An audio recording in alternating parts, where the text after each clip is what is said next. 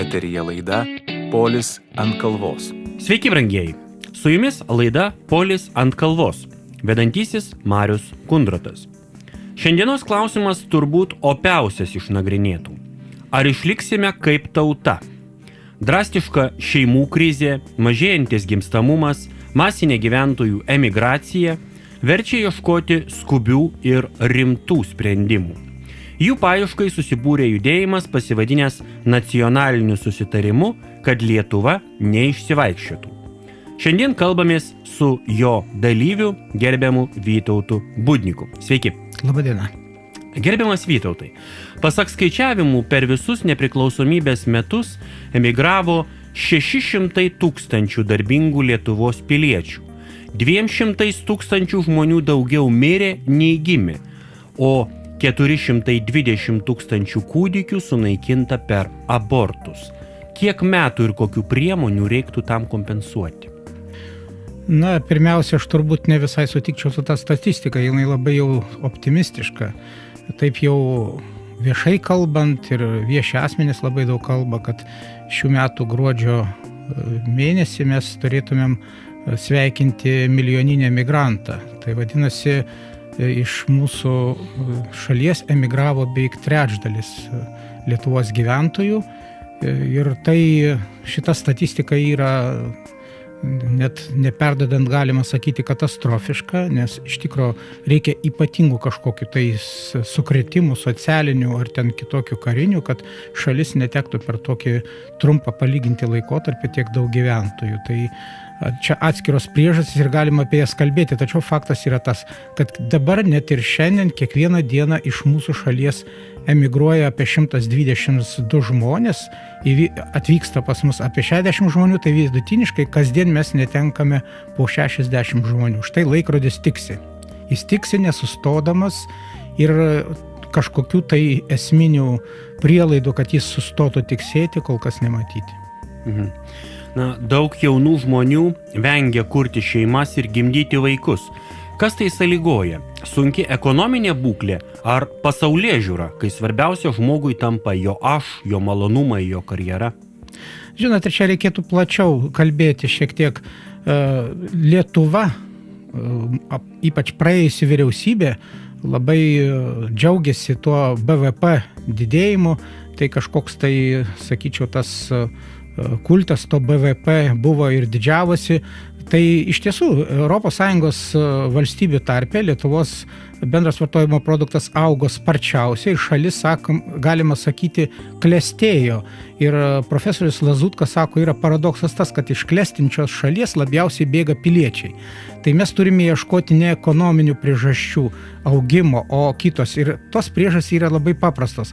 Tai būtent socialinė atskirtis, kad tas BVP didėjantis, tas bendrasis gėris, kurį sukuria mūsų valstybė, netitenka tolygiai jos piliečiams, netitenka jo to gėrio kūrėjams, o atitenka grupeliai, saujeliai žmonių. Ir ta socialinė atskirtis per visą šitą laikotarpį nuolat didėjo.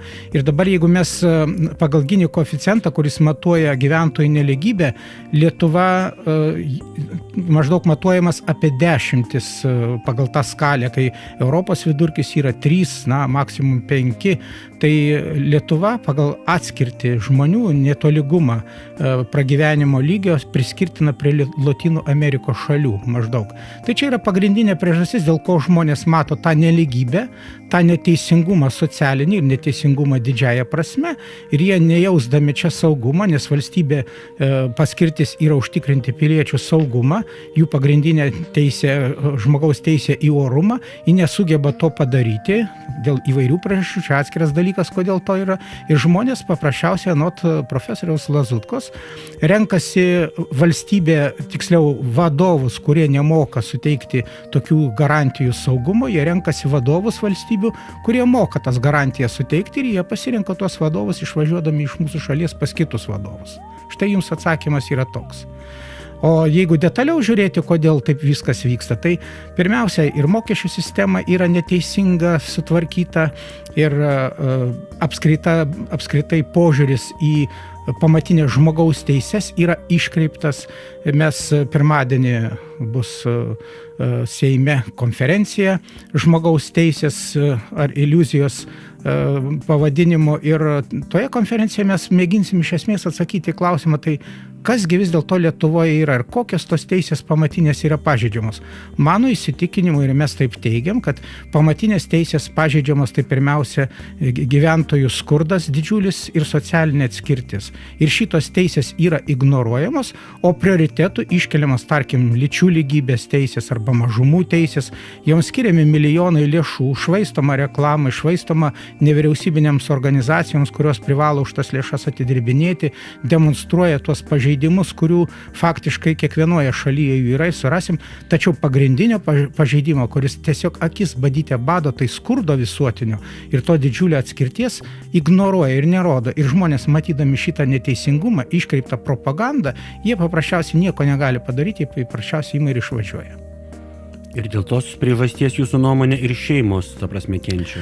Na, šeima, tai pirmiausia, jeigu netolygus pajamų pasiskirstimas, teisių neadekvatus vertinimas, mes žinom, kad reikėtų rūpintis pirmiausia šeimomis, kurios sunkiai gyvena, jaunomis šeimomis, kad jaunimą remtų, jauna šeimas, vaikų gimstamumą remti. Tai šitos lėšos, juk mes tą rūpestį suprantam per lėšas, kiek valstybė finansuoja šitas sritis.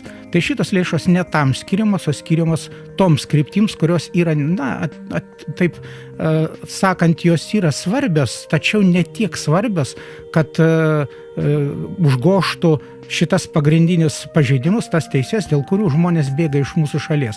Tai jeigu jie norėtų, kad žmonės nebėgtų iš šalies, mūsų buvusiai valdžia, apie dabartinę nekalbu, nes deklaracijos labai puikios ir kol kas tokies požymiai, kad liktai bus ir viskas gerai, bet kalbant apie praėjusias valdžias, tai jos visai į kitką dėmesį kreipia, ne į tas pagrindinės. Ir dėl to jaunimas irgi nemato perspektyvų čia kurti šeimas, auginti vaikus, jie nemato perspektyvų ir jie pasirinka kitokį kelią. Tai būtų toks atsakymas. Na, bet ar nėra čia iš tikrųjų ir vertybinės problemos, kada tauta, bendruomenė, tėvynė tiesiog traukiasi iš vertybių lauko ir viską užvaldo didysis aš? Vertybinės problemos, tai turbūt reiktų gal, aš sakyčiau, plačiau pasižiūrėti vertybę.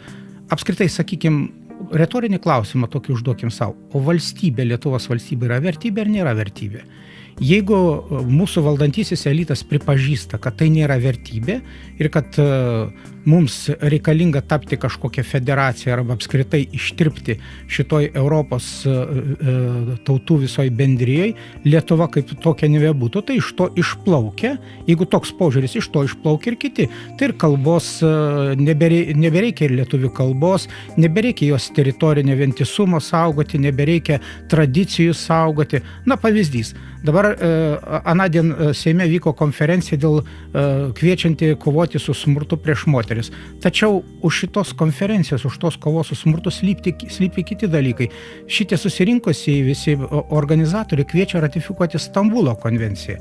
O Stambulo konvencija jinai pati savaime yra nebloga, bet jie yra 4, 11, ten 12 ir dar kiti straipsniai labai ydingi, kurie reikalauja, nes jeigu valstybė ratifikuotų tą konvenciją, tai valstybė įsipareigotų į savo švietimo sistemą, teisinę sistemą įsileisti tokius naujadorius kaip socialinė lytis, lyčių įvairovė ir mokyklų vadovėliuose ir švietimo sistemoje diegti naują tokį socialinį modelį, kad lyčių yra labai daug. Ir dar įsipareigojimas kiltų iš to naikinti papročius ir tradicijas, kurie yra pagristi stereotipais, taip sakoma. Tai vadinasi, mūsų tas tautinis kultūrinis palikimas, tradicijos turi būti naikinamos. Tai štai, jeigu mes matom tokį nuostatą, kad ne tik atsaugoti mūsų tradicijas ir papročius ir pagarbą mūsų kultūrai ir papročiams kitų tautų, kurios gyvena Lietuvoje, bet naikinti juos ir naikinti teisiškai, ne šiaip sau, kad tai yra agitacija kalba. Tai jums ir atsakymas yra, kur link mes vairuojame ir kur mes einame. Na kągi, dabar trumpam pasitrauksime muzikiniai pertraukėlį ir grįšime tęsti mūsų diskusijos. XFM. Jūs klausotės laidos Polis ant kalvos. Oligarchinės valstybės valdymas, kai žmogaus balsas tampa svarbus tik reguliariai išsirenkant savo diktatorius, kiek tai sąlygoja žmogaus ir valstybės tarpusavio susvetimėjimą? Na, jeigu kalbėti apie oligarchinį valdymą, tai reikėtų turbūt tą taikyti ir mūsų žiniasklaidai, nes mes irgi žinom, kad daug žiniasklaidos yra pakankamai mūsų priklausoma yra nuo įvairių interesų grupių ir jos nėra, žiniasklaida pati nėra suinteresuota pateikti visuomenę adekvačią tikrovę. Tai pirmiausia, reiktų čia išvelgti, kad jeigu mes neturime tinkamos informacijos, mes negalime susigaudyti, kaip yra, tai jau nuo to prasideda viskas. O šiaip jau kapitalas, kaip mes matome, ir visame pasaulyje veikia panašiais dėsniais, nesgi matėme Jungtinių Amerikos rinkimų prezidento kampaniją, kur žiniasklaida įvairiais būdais niekino ir menkino naują išrinktą prezidentą, o tuo tarpu visuomenė jį išrinko, žmonės jį išrinko. Tai mes matome, kad tas oligarchinis valdymas, manipuliavimas priemonėm tom, kapitalas turi tas galimybės, ko neturi paprasti piliečiai, tai jisai veikia visur, ne vien Lietuvoje, vėl tik Lietuvoje išskirtinai ypatingai jisai veikia. Ir žmonės prieš tą oligarchinį valdymą yra bejėgiai pakankamai, nes mūsų pilietinė visuomenė nesukurta ir jokių kol kas prielaidų jai pilietinė visuomenė atsirasti nėra, nes netgi tas nevyriausybinių organizacijų plėtros įstatymas, kuris priimtas, jis neleidžia nevyriausybiniam organizacijam tapti nepriklausomomis. Na, pavyzdžiui, ten numatyta įstatymė, kad turi būti Lietuvos nevyriausybinių organizacijų taryba kaip koordinacinis toks organas, tai jame pusė yra ministerijų ir kitų valstybės institucijų darbuotojų, o pusė nevyriausybinių organizacijų atstovų. Regionų ir miestų tarybose lygiai tas pats. Tai mes matom, kad valdžia nenori paleisti nuo pasaitėlio net nevyriausybinių organizacijų, kurios iš esmės galėtų kurti pilietinę visuomenę, visuomenės per jas daryti aktyvus, nes kaip visuomenė veikia? Jie veikia per savo susivienimus, susibūrimus, per įvairias visuomeninės organizacijas. Tai štai mes matom, kad čia yra didžiulis stabdys. Ir nors Europos tarybos ministrų komiteto rekomendacijos draudžia šitą daryti, nepaisant to pas mus tas įstatymas tebėra ir tebegalioja. Mes daug vilčių dedam į naująjį Seimą, kad jis dėl to kažką tai ims keisti. Na, o sakysim, dalyvaujamosios demokratijos plėtra. Dažnesni referendumai, reali savivalda, visuomenės atstovavimas teismuose padėtų spręsti šią problemą? Jeigu kompleksiškai žiūrėti, tai jeigu su emigracija kovoti, tai vienas iš mūsų pirmųjų siūlymų suteikti žmonėms teisę būti šeimininkais savo šalyje. O ką reiškia šalyje? Tai reiškia, kad jie turi teisę būti šeimininkais ir savo kaimuose, miestelėse, gyvenvietėse. Kitaip tariant, jeigu yra kaimo bendruomenė, tai jinai turi turėti teisę išsirinkti savo seniūną, turi turėti teisę deleguoti savo kandidatą į savivaldos tarybą. Dabar įstatymai, savivaldybių tarybų rinkimai įstatymai tai draudžia. Seniūnai yra skiriami, nerenkami, o vietos bendruomenė neturi teisę kelti savo kandidatą, o politinė partija, kuri, pavyzdžiui, gali neturėti net tame regione nei vieną savo narį, jinai būti Vilniuje, tačiau jinai turi teisę tame regione iškelti savo kandidatą ir remti. Štai matot, koks netolygumas. Tai kalbėti apie realią savivaldą, kai negali įsirinkti savo atstovų, tai turbūt ne visai tinkamas dalykas. Tai šiuo požiūriu apie tą dalyvavimą savivaldoje negalima kalbėti. Dabar dėl teismų, tai jau mes nežinau kiek, 10 ar 15 metų, berods nuo 94-ųjų, kai buvo panaikinti atstovai teismuose, kalbame, kad reiktų juos sugrąžinti.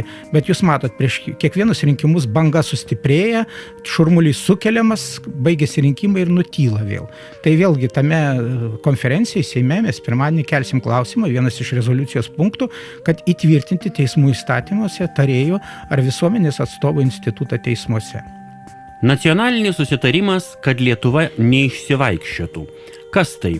Politinės partijos užuomazga, visuomeninė įtakos grupė ar smegenų centras? Kokie jo tikslai, uždaviniai ir veiklos būdai? Manyčiau, kad pagal faktą dabar kokia intencija buvo, tai galbūt buvo intencija, kad taip visuotinis didžiulis judėjimas, dabar pagal faktą reikia manyti, kad tai buvo graži iniciatyva intelektualų, inteligentijos ir kai kurių nevyriausybinių organizacijų, tačiau tas nacionalinis susitarimas pasirašytas, jis kol kas iš esmės didelio darbo nedaro. Ir gal tam yra objektyvių priežasčių, nes tos deklaracijos, kurios buvo kalbama pasirašant nacionalinį susitarimą ir vėliau, iš esmės naujoji valdžia, turiu galvoje Seimo dauguma laimėjusi Seimo rinkimus, deklaruoja būtent tą ir deklaruoja ne tik, kad jie ir į savo programas įsirašė, ir vyriausybės programai, taip kad triukšmauti tarsi būtų perteklinis toks dalykas. Jeigu valdžia jau tą daro, ko mes norėjom, iš anos valdžios negalėjom niekaip išsireikalauti, netgi mes akcentavom, kad valstybės strategijai 2030 ilgalaikėje nebuvo net užuominos apie migraciją. Tai mes matėm, kad tai arba nesuvokimas, arba sąmoningas dalyvavimas šitoje masinės emigracijos skatinime. Nes jeigu valstybės ilgalaikėje strategija nėra tokio uždavinio, kaip stabdyti emigraciją, tai belieka tik tai galvoti, kad valdžia tam pritarė. Tai ši valdžia, manau, kad išrinktoji galbūt pakeis ir tą strategiją papildys. Tai šitam nacionaliniam komitetui tarsi tokių ypatingų uždavinių dabar nėra keliama. Tik tai vienintelis dalykas, ko gero, jisai turėtų talkinti, padėti ir konsultuoti, nes potencialas intelektualų gana didelis ir tai galėtų pakankamai didelę pagalbą suteikti. Na, jūs šiek tiek jau užsiminėte klausimų, kuriuo kaip tik norėjau pasisakyti, tai dėl naujai išrinktos valdžios. Na, iš tiesų daugiausia balsų teko valstiečiams ir žaliesiems, kurie sudarė valdančią koaliciją ir vyriausybę su socialdemokratais. Atskirais klausimais galima susitarimą su konservatyvioju Tėvynės sąjungos sparnu ir net Lenkų rinkimų akcija. Kokių pagrindinių permainų tikimasi iš tokios politinės konfiguracijos?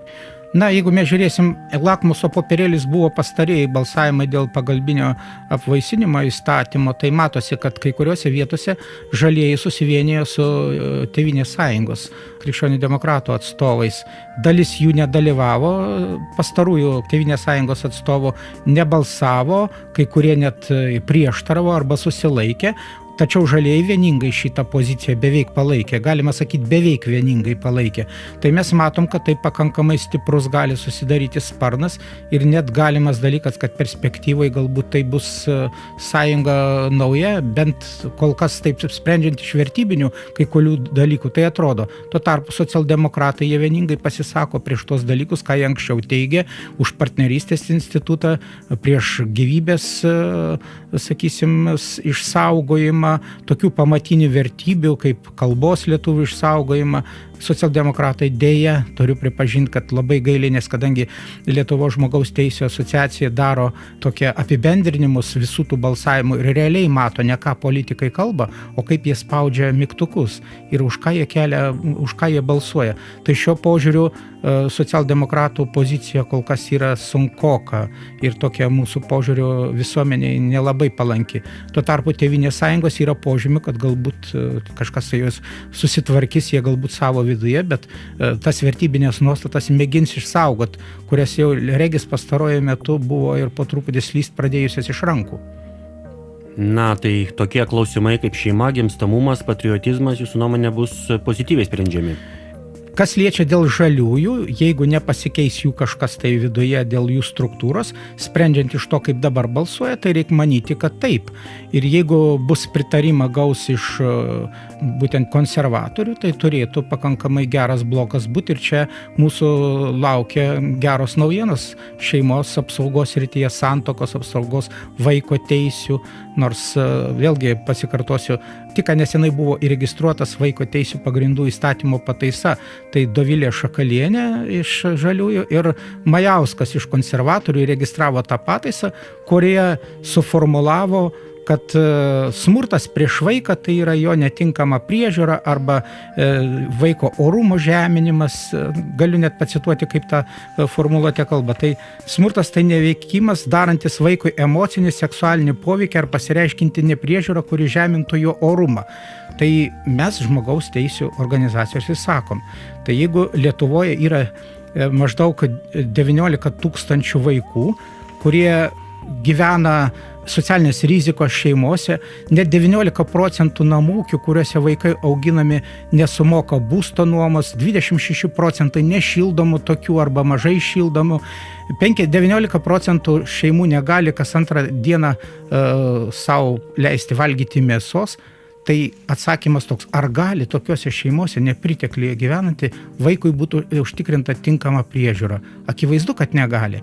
O ką tada reikštų tokį įstatymą priėmus? Tai reikštų, kad valstybė pripažintų, jog tose šeimose tėvai, kurie nesugeba užtikrinti būtent tinkamo būsto šildymo arba pakankamai maisto, tai yra tėvai smurtaujantis prieš savo vaikus. Ką tada valstybė turėtų daryti? Turi tik du keliai. arba bausti šitas šeimas, kitaip tariant, atimti iš jų vaikus, paimti ir taip toliau, arba ignoruoti šitą faktą. Kitaip tariant, apsimesti, kad nieko nėra, nes vis dėlto dešimtimis tūkstančių šeimų bausti būtų gana sudėtinga.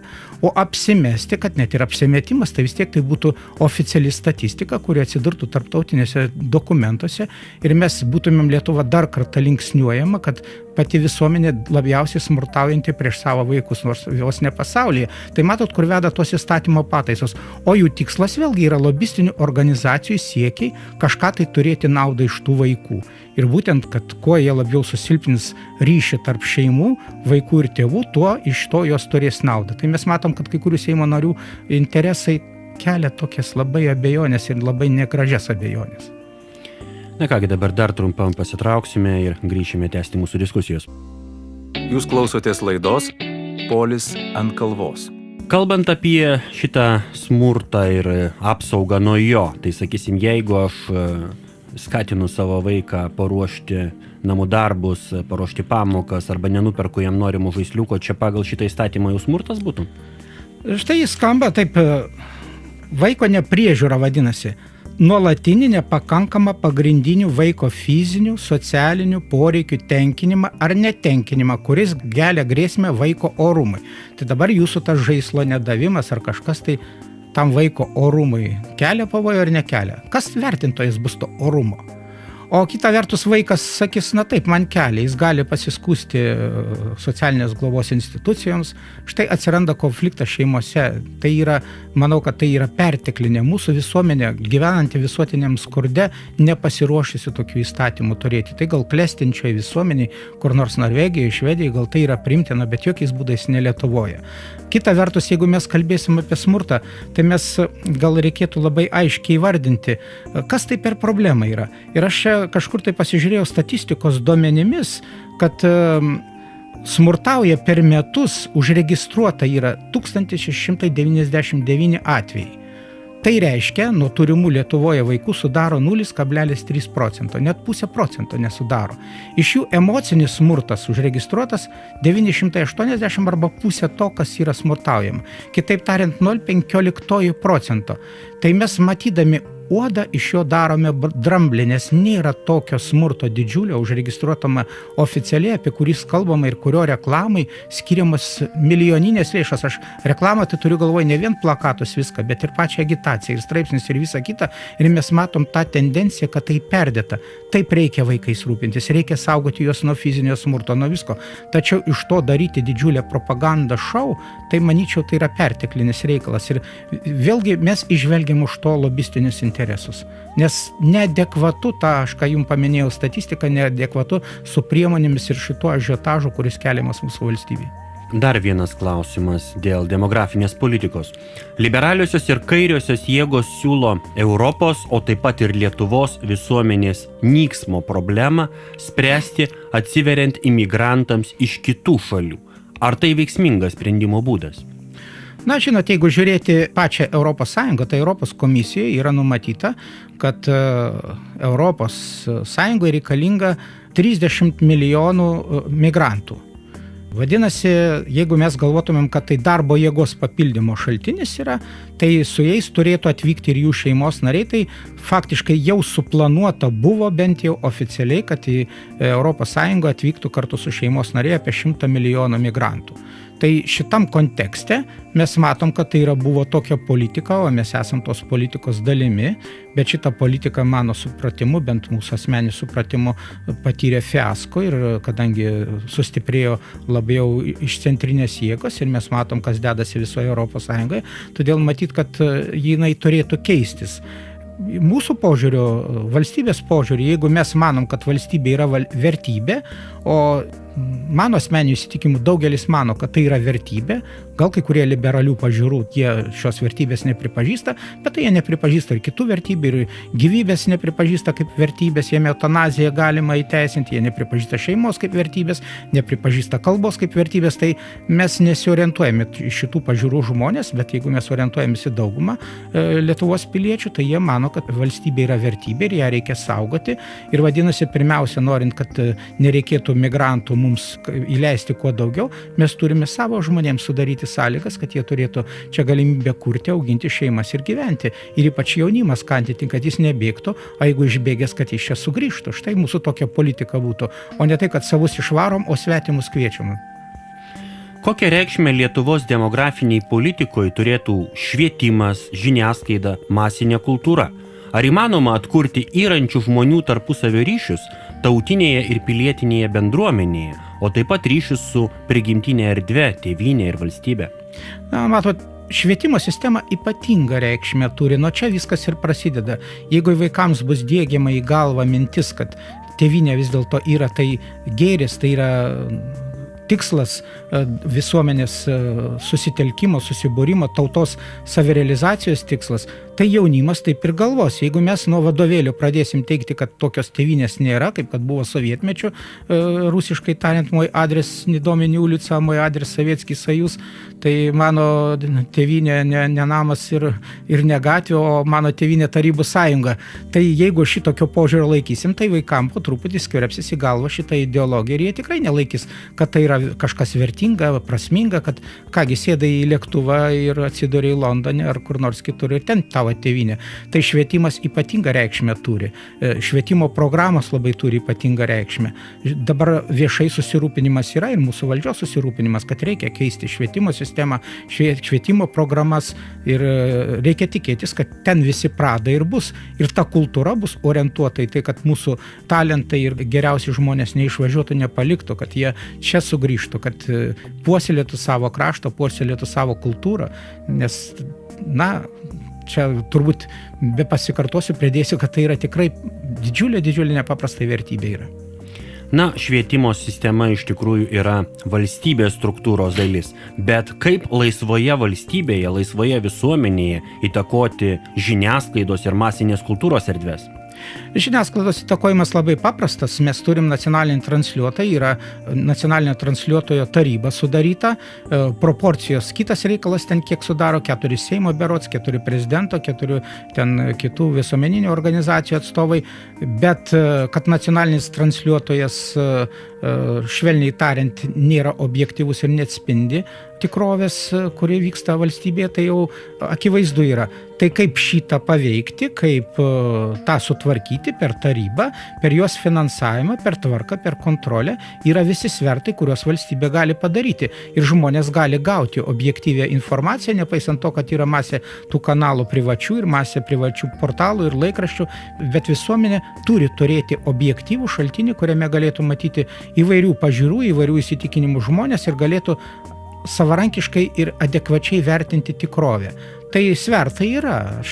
Tik tai kitas dalykas, kad tas svertas kol kas jis neveikia, jisai, sakyčiau, toks savotiškai vienpusiškas tas kol kas kanalas, nes kaip pavyzdį paminėsiu keletą laidų, kai mes matom, kad į laidą pasikviečiami oponentų 2 ir 3 daugiau, o tos pusės, kurios nepalaiko laidos vedėjas, sėdi 1 arba maksimum 2 ir atsimušinėja į klausimus, plus dar vedėjas yra, nors jam draudžia LRT įstatymas tą daryti, jis yra šališkas, net palaiko akivaizdžiai vieną pusę, tai mes tai nelaikom, kad tai objektyvų, transliuotojas atlieka objektyvų informacijos klaidą.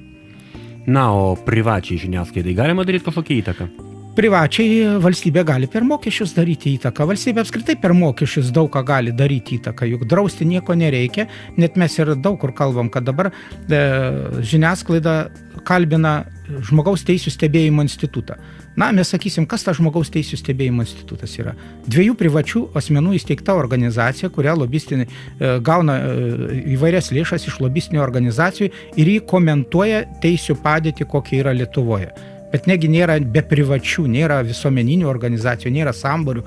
Tai nereikia to nieko drausti ir uždrausti. Paprasčiausiai mes sakom, įsteigti reikia žmogaus, tarkim, ekspertizės institutą, kitą alternatyvų. Jeigu yra žiniasklaida, kuria reiškia vieną nuomonę, tai jai turi būti alternatyvi kita žiniasklaida, kuria reiškia kitokią nuomonę. Ir mes matom tam tikrą pasiskirstimą. Yra vis dėlto, žinoma, ten, kur daugiau pinigų, kur kapitalas nukreipiamas, kur valstybė remia, šitą žiniasklaidą labiau klesti, o ta vadinamoji opozicija sunkiau gal, bet vis dėlto Lietuvoje yra tokia. Na kągi, dar trumpam atsipūskime ir grįšime jau apibendrinti mūsų pašnekesio. Jūs klausotės laidos Polis ant kalvos. Kokią reikšmę tautiniai ir pilietiniai savimoniai turi istorinė atmintis? Regime, kai bandoma suniekinti Lietuvos kūrėjus, Joną Basanavičių, Vincą Kudirką, Antaną Smetoną ir kitus. Kas tai kritinis mąstymas ar nihilizmas ir kur tai veda? Reikėtų vėl prie tų pačių priskirti, kam trukdo mūsų Lietuvos valstybės klestėjimas. Tada tam panaudojama įvairi propaganda. Ir menkinimas istorinės atminties, ir menkinimas mūsų politinių figūrų, kurios, kaip jūs paminėjot, Basanavičius, Kudirka, tai išnaudojamas įvairios priemonės ir tam tarnauja. Yra tam tikros interesų grupės, kurios šitą daro. Norėčiau tą progą ir paminėti, pastarąjį metą vyko diskusijos dėl Škirpos, dėl Kudirkos, dėl Basanavičiaus. Tai štai anądien minint Lietuvos Helsinkio grupės ir Ukrainos Helsinkio grupių 40-metį kalbėjo Lietuvos Helsinkio grupės steigėjas Eitanas Finkelšteinas. Jis žydų tautybės kilmės, gyvena Vokietijoje ir jis yra paskelbęs labai gerą straipsnį, kuriame gana priešingai pasisako negu kiti žydų bendruomenės nariai, kurie kritikuoja ir Kudirką ir kurie kaltina Lietuvą kaip žydšaudžių tautą.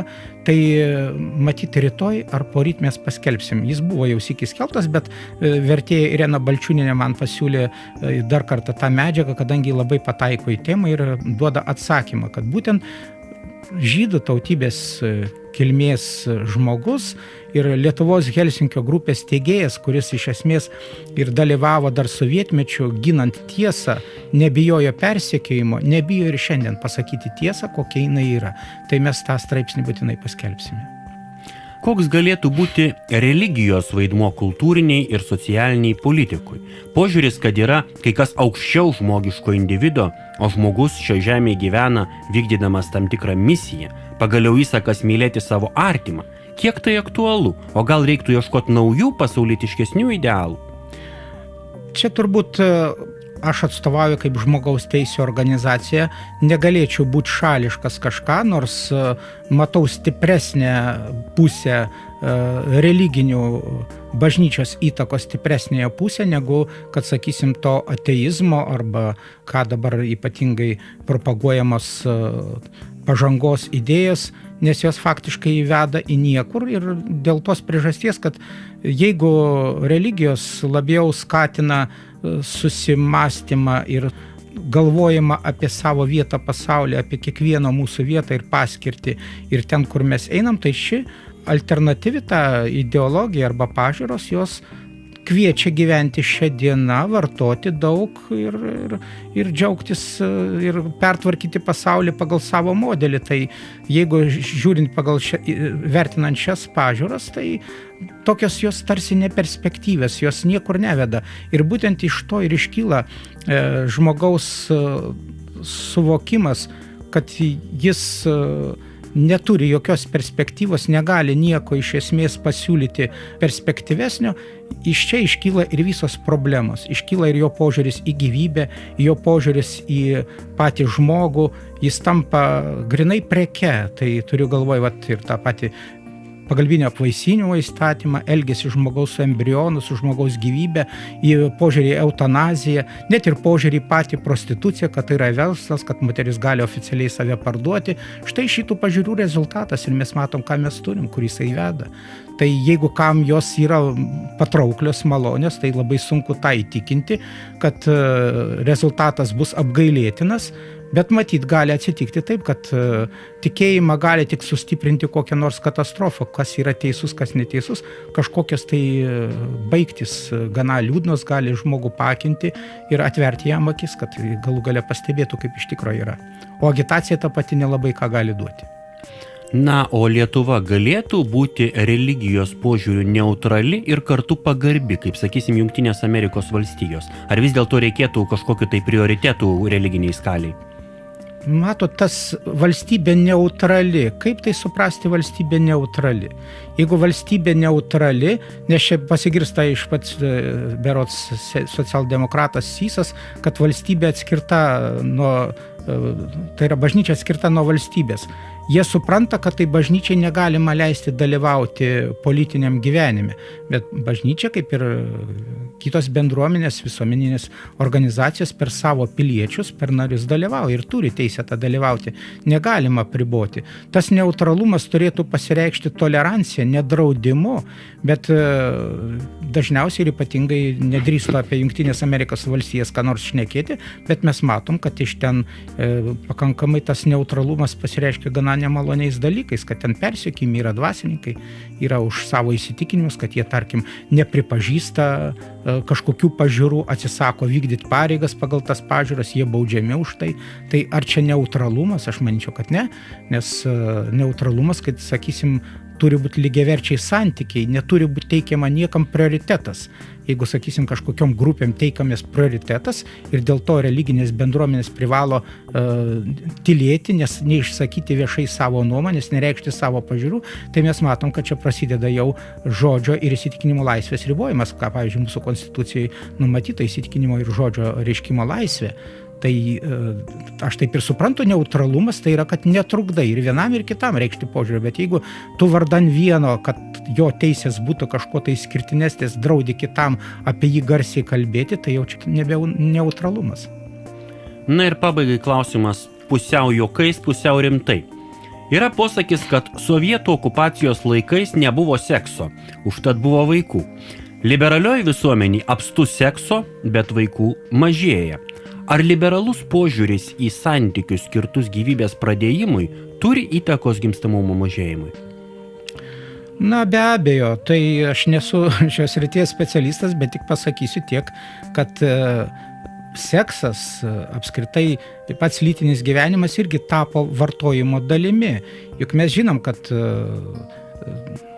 reklamai visur skatinamos įvairios priemonės, palengvinančios šios problemos sprendimą, tai kontracepcija turiu galvoj ir taip toliau, kurios sukelia labai didžiulės pasekmes. Ir iš to net mokslininkai, Obelėnienė ten ir kiti profesoriai sako, kad juk pagrindinė priežastis, dėl ko reikia to pagalbinio apvaisinimo įstatymo, tai yra, kad tas gyvenimas, tų chemikalų per didelis vartojimas, kur po to reikalinga viską atstatyti organizmą.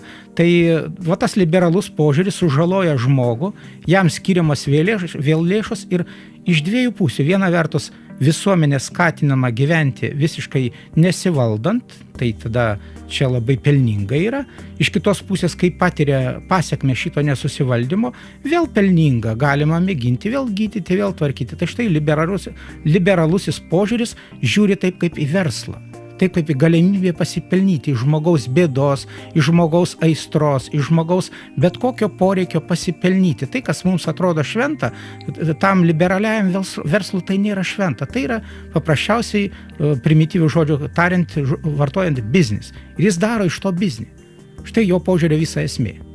O pakeisti tai įmanoma? Na, įmanoma tik tai pateikus alternatyvą, kad žmonės suprastų, tam reikalinga švietimas, vėl reikalinga švietimo sistemą keisti, reikalinga žiniasklaida, reikia tą žiniasklaidą, kad būtų, nes mes matom, kad norim daug ką keisti, kad ir tą patį pagalbinio apvaisinimo įstatymas, kuris buvo priimamas, dabar projektas teikiamas, mes matom, kaip tendencingai žiniasklaida vienpusiškai susirinko juk protestuoti prie Seimą dvi grupės. Susirinko ta grupė, kuri už įstatymo pataisą ir prieš įstatymo pataisą. Atkreipkite dėmesį, kokios buvo daugiau. Kalbama apie tai, kurie protestavo prieš. O tie, kurie už, nutylėjo ir nesakė, tai mes matom, kad tai netolygus. Tai norint su šituo kovoti požiūriu, tai būtina reikia, kad visuomenė turėtų galimybę su to kovojimu, arba kaip aš jį pavadinčiau, informacija, kurią norime perduoti žmonėms, jie galėtų su ta informacija susipažinti. Tam reikalingos priemonės. Jeigu ta informacija blokuojama įvairiais lygiais ir jinai pateikiama iškreipta informacija, nepateikiama, pavyzdžiui, 15 profesorių išvados parašai, kad tai yra reikalinga, o pateikiama kažkokie keli žurnalistai pasirašė, aš irgi pats žurnalistas, atsiprašau, bet man ne autoritetas, kai žurnalistas sprendžia pagalbinio apvaisinimo įstatymo svarbą, aš nesu specialistas ir negaliu pasakyti. Aš labiau linkęs pasikliauti mokslininkais. Tai štai tų nuomonė parodoma, tų neparodoma. Tai mes nuo to turim pradėti. Taigi pasikartosiu, švietimo sistema ir laisva žiniasklaida gali tik tai padėti tą nugalėti, jeigu mes vadinkim tai blogiu, tą liberalųjų požiūrį, kuris žaloja žmogų, žaloja ir jį naudoja kaip, eksploatuoja kaip prekę, jo poreikis visus. Tai norint nugalėti tą požiūrį, reikalinga būtent tos priemonės, kurias paminėjau. Na kągi, dėkojame pašnekovui, dėkojame klausytojams, iš tiesų palinkėkime savo ir mūsų visai valstybei daugiau vertybinio mąstymo, daugiau vertybinės politikos ir daugiau pačių vertybinių politikų. Iki kitų susitikimų. Viso gero.